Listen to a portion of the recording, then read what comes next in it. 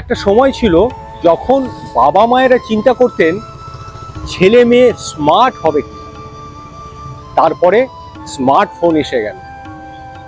মোটামুটি একটা প্রজন্ম স্মার্টফোন ব্যবহার করে স্মার্ট হয়ে গেল, কিন্তু কিন্তু গোলমাল বাঁধলো অন্য জায়গায়। সবাই কথা বলেন, কেউ কিন্তু শোনেই না। এর মানেটা কি? খুব সহজ, কেউ কারো কথা শুনতে সময় দেন না। তাই কথা হয়, লেখা হয়, কিন্তু কথোপকথন হয় না। আর বড্ড একা হয়ে গিয়েছি আমরা। সোশ্যাল মিডিয়া বড্ড অদ্ভুত। সবাই সব সময় কাছে, কিন্তু জন্মদিন আর বিশেষ দিন ছাড়া কথা হয় না। হঠাৎ দেখা হয়ে গেলে মনে হয় কি বলেছি, কি বলবো। সব জনপ্রিয় সোশ্যাল মিডিয়া জরুরি যোগাযোগের মাধ্যম হয়েছে। এছাড়া একজনের পাঠানো খবর আর একজনের পৌঁছে দেওয়া। তাই ডিজিটাল দৈত্য যেন ডিজিটাল দৌত্য করছে। বর্তমানে সামাজিক মিডিয়া আসক্তির কোনো সুনির্দিষ্ট চিকিৎসা পদ্ধতি নেই। অত্যাধিক সোশ্যাল মিডিয়া ব্যবহার আমাদের চিন্তাশক্তিকে প্রভাবিত করে। শুধু তাই নয়, সোশ্যাল মিডিয়ার শেষ বলে কিছু নেই। আপনি যখন একটি বই পড়েন বা কোনো কাজ করেন, সেটি একটি সময় পর শেষ হয়ে যায়। কিন্তু সোশ্যাল মিডিয়া প্ল্যাটফর্মগুলি কাজ করে নিজস্ব অ্যালগরিদম অনুযায়ী। ফলে সোশ্যাল মিডিয়া প্ল্যাটফর্মগুলি আপনাকে সেই জিনিস দেখাবে যা আপনি পছন্দ করেন। ফলস্বরূপ আপনার স্ক্রল করা আর শেষ হয় না। অক্টোবরের 4 তারিখ গেল আর্তনাদ উঠেছিল পৃথিবীময়। ঘন্টা ছয়েকের জন্য স্তব্ধ হয়ে গেল হোয়াটসঅ্যাপ, ফেসবুক, ইনস্টাগ্রাম। অগণিত সাধারণ মানুষ প্রথমে ঠিক বুঝে উঠতে পারেননি। তারপর প্রতিযোগী সোশ্যাল মিডিয়া প্ল্যাটফর্মে উপচে পড়ে নেট নাগরিকদের ভিড়। ফেসবুক কিংবা হোয়াটসঅ্যাপ নির্ভর অসংখ্য ব্যবসা বাণিজ্য থমকে যায় মুহূর্তেই। কেমন হবে যদি শুধু কয়েকটি প্রধান মাধ্যম নয়, উধাও হয়ে যায় সব সোশ্যাল মিডিয়া চিরতরে? কেবল কয়েক ঘন্টার জন্য নয়, ধরে নিচ্ছি যে সোশ্যাল মিডিয়া না থাকলেও গুগল, ইউটিউব কিংবা ইমেল ব্যবহার করা যাবে আগের মতোই। সোশ্যাল মিডিয়া উধাও হয়ে গেলে কি ভালো হবে নাকি মন্দ বলা কঠিন।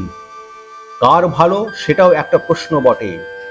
তবে এটা ঠিক যে আজকের প্রযুক্তি এবং জ্ঞানকে সঙ্গে নিয়ে পৃথিবী যদি কোনোভাবে পৌঁছতে পারে কয়েক দশক আগেকার সেই অতীতের আবহে, তৈরি হবে এক নতুন স্বাভাবিকতা। কোভিড অতিমারির চাইতেও হয়তো অনেক অনেক বেশি প্রভাবশালী হতে পারে সেই নিউ নর্মাল। কত সম্পর্ক শেষ হয়ে যায় কিংবা ছেদ চিহ্নে থমকে দাঁড়ায়। কেনর উত্তর খুঁজতে গেলে দেখা যাবে কোনো পুরনো বাড়ির সাবেকি গন্ধের মতো পুরনো মান, অভিমান, মন খারাপের পাহাড় বানিয়ে রেখেছি আমরা। তার ফলে সময় আছে, সুযোগ আছে, হয়তো ইচ্ছেও আছে, কিন্তু তা সত্ত্বেও যেন মনে হয় কেন কথা বলবো। তাই জীবনযাপনের যাত্রায় অনেক কথোপকথন শুরুই হয় না, আর তারপরে অনেক সময় পেরিয়ে যায় আমাদের জীবন থেকে। তখন শুধুই দীর্ঘশ্বাস।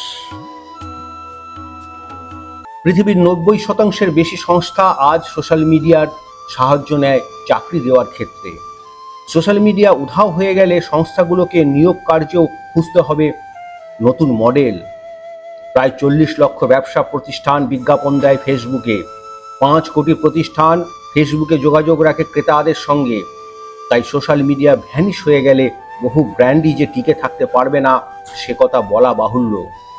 কাজ হারাবেন লক্ষ লক্ষ মানুষ, শেয়ার বাজারে ধস নামবে, এসব অনুমান করা যায় সহজেই। বিশ্বব্যাপী এক চূড়ান্ত বিশৃঙ্খলা তৈরি হতে পারে, সৃষ্টি হতে পারে পৃথিবীর ইতিহাসে সবচেয়ে বড় অবসাদের মুহূর্ত। প্রাথমিক ঘোর কাটলে অবশ্য শুরু হবে নতুন স্বাভাবিকতার নির্মাণ। আসক্তি থেকে মুক্তি পেয়েও খাঁচায় ঢোকার জন্য ছটফট করবেন অগণন মানুষ। অন্তত প্রাথমিকভাবে তো বটেই। ক্রমে মানুষের বাইরে বার হওয়ার প্রবণতা বাড়বে উৎপাদনশীলতাও। স্মার্টফোনে আসক্তি সম্ভবত কমবে, ফলে ভালো হবে চোখের স্বাস্থ্যও। সোশ্যাল মিডিয়ার ব্যাপক ব্যবহারে যে অনেক ক্ষেত্রেই হতাশা বাড়ায়, অন্যের জীবনের সঙ্গে ক্রমাগত তুলনা যে আমাদের নিজেদের জীবনের সন্তুষ্টি কমিয়ে দেয়, সে বিষয়ে অনেকেই একমত। সোশ্যাল মিডিয়া না থাকলে কমবে এই অবাঞ্ছিত তুলনার সুযোগ। বহু মানুষের পোশাক কিংবা গৃহসজ্জা যাবে বদলে। অনেকেরই গৃহসজ্জার ডিজাইন যে আজ হয়ে দাঁড়িয়েছে ইনস্টা ইন্টেরিয়র। ব্যক্তিগত তথ্য হাটের মাঝে উজাড় করে দেওয়ার দুর্বার প্রবণতা কি কমবে সোশ্যাল মিডিয়া না থাকলে? কে জানে। লিঙ্কডইন শুরু হয় 2003-এ, ফেসবুক 2004-এ, 2006-এ টুইটার, টাম্বলার 2007-এ, আর হোয়াটসঅ্যাপ আর ইনস্টাগ্রামের সূত্রপাত 2010-এ। পর্দার ট্রুম্যান কিন্তু তার প্রাইভেসিহীনতার কথা, বন্দিদশার বৃত্তান্ত জানতে পেরেই ফেটে পড়েছে বিদ্রোহে। অন্যদিকে আজ অগণন বিশ্ব নাগরিক সোৎসাহে তাঁদের প্রতিটি পদক্ষেপকে সোশ্যাল মিডিয়ার মধ্যে দিয়ে উন্মুক্ত করতে চাইছেন চেনা অচেনা সকলের সামনে। তাই আমরা সত্যি প্রাইভেসি বলতে কি বুঝি কিংবা কতটা মূল্য দিই প্রাইভেসিকে বলা মুশকিল। দ্য গার্ডিয়ান পত্রিকায় সাম্প্রতিক এক প্রবন্ধে ফেসবুককে বলা হয়েছে আধুনিক পৃথিবীর সিগারেটের নেশা। কিন্তু কোভিডকালে লকডাউন বা বিধিনিষেধের পৃথিবীতে যোগাযোগ বজায় রাখতে সোশ্যাল মিডিয়ার উপযোগিতা আমরা মর্মে মর্মে উপলব্ধি করেছি। এই পৃথিবীতে বর্তমানে আরেক নতুন পৃথিবী তৈরি হয়েছে, যার নাম ভার্চুয়াল পৃথিবী, যেখানে আছে আকাশের মতো সীমাহীন ইন্টারনেট, ফেসবুক ও টুইটারের মতন সোশ্যাল মিডিয়া এবং গুগলের মতন বহু সার্চ ইঞ্জিন, কম্পিউটার ও মোবাইল ফোনের মতো ডিজিটাল সামগ্রীকে ঘিরে এই জগৎ আমরাই তৈরি করেছি। আমাদের চারপাশের ভৌত বাস্তব পৃথিবীতে নয়, এর অবস্থান এক সমান্তরাল ভার্চুয়াল বা অপার্থিব জগতে।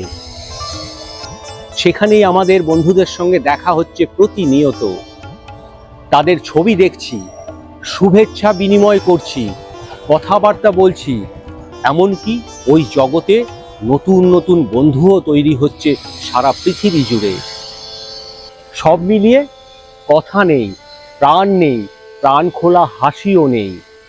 যোগাযোগ আছে, কিন্তু মনের দূরত্ব বাড়ছে। এটাই যদি বাস্তব হয়, তাহলে আমাদের ভবিষ্যৎ কি? 100 বছর আগেকার স্প্যানিশ ফ্লুর সঙ্গে আজকের দিনের অতিমারির সবচেয়ে বড় তফাৎ বোধ হয় এই সোশ্যাল মিডিয়ায়। আজকের পৃথিবীতে, বিশেষ করে অতিমারি বিধ্বস্ত দুনিয়াতে, শিক্ষা ব্যবস্থা যে অনেকখানি সোশ্যাল মিডিয়া নির্ভর হয়ে পড়েছে, সে কথা বলার অপেক্ষা রাখে না। অতিমারির মেঘ কেটে গেলেও এই নির্ভরতা কাটিয়ে পুরনো মডেল জাপটে ধরা সহজ নয় একেবারেই। সামাজিক সহায়তার হাত বাড়াতেও জুড়ি নেই সোশ্যাল মিডিয়ার। আশা করা যেতে পারে সোশ্যাল মিডিয়া না থাকলে মানুষ বেশি করে সংবাদপত্র পড়বেন বই, দেখবেন সিনেমা, বন্ধু বা সতীর্থদের সঙ্গে সামনাসামনি সময় কাটাবেন অনেক বেশি, স্মার্টফোন হাতে না রেখেই। আমরা যখন আগামী দিনের প্রেক্ষিতে গতকালের আগের দিনের রূপকথার পুনর্নির্মাণের কল্পিত গল্প কথা নিয়ে ভাবছি, সে সময় স্মরণ করা যাক দ্য নেশন পত্রিকায় প্রকাশিত কিংবদন্তি আমেরিকান কল্পবিজ্ঞান লেখক রে ব্র্যাডবেরির 1953 সালের এক বহু চর্চিত প্রবন্ধের কথা। ব্র্যাডবেরি সেখানে বলেছেন আগামীকালের পরের দিনের কথা। তাঁর সেদিনের অভিজ্ঞতার ভিত্তিতেই এক রাতে বেভারলি হিলসে ব্র্যাডবেরির চোখে পড়ে এক স্বামী স্ত্রী, যারা বেরিয়েছেন তাদের কুকুরকে সঙ্গে নিয়ে। মহিলাটির একটি হাতে একটি ছোট সিগারেট প্যাকেটের আকৃতির রেডিও, যেখান থেকে সরু তামার তার বেরিয়ে শেষ হয়েছে তাঁর ডান কানের ভিতরে। মহিলা যেন সেখানে আছেন স্বামী এবং কুকুরটির অস্তিত্ব বিস্মৃত হয়েই। শুনে চলেছেন বহু দূরের ফিসফাস এবং সোপ অপেরার অনুরণন, যেন হাঁটছেন ঘুমের ঘোরে। তাঁর স্বামী তাঁকে উঁচু নিচু রাস্তায় হাঁটতে সাহায্য করছেন বটে, কিন্তু ব্র্যাডবেরির মনে হলো সেই ভদ্রলোকের অস্তিত্বও যেন সেখানে নেই। সোশ্যাল মিডিয়ার বহু আগেকার 7 দশক পুরনো এই খণ্ডচিত্র বুঝিয়ে দেয় যে মানুষের স্ব আরোপিত একাকিত্ব বোধ হয় চিরন্তন। তার প্রকাশভঙ্গি কেবল বদলায় সময়ের সঙ্গে। প্রযুক্তির হাত ধরে নতুন পৃথিবীতে নতুন রূপে একক মানুষের একাকিত্বের নবনির্মাণই হয়তো সভ্যতার আবহমান ইতিহাস। ফেসবুক, হোয়াটসঅ্যাপ উধাও হয়ে গেলে যেখানে নতুন আঙ্গিকে হয়তো তৈরি হবে এক অজানা নতুন সোশ্যাল মিডিয়ার প্ল্যাটফর্ম, এক নতুনতর সামাজিক যোগাযোগের মাধ্যম। তাই সবার আগে পেরোতে হবে মান অভিমানের সিঁড়ি, যা মেটানোর এই জীবনেই করে নিতে হবে।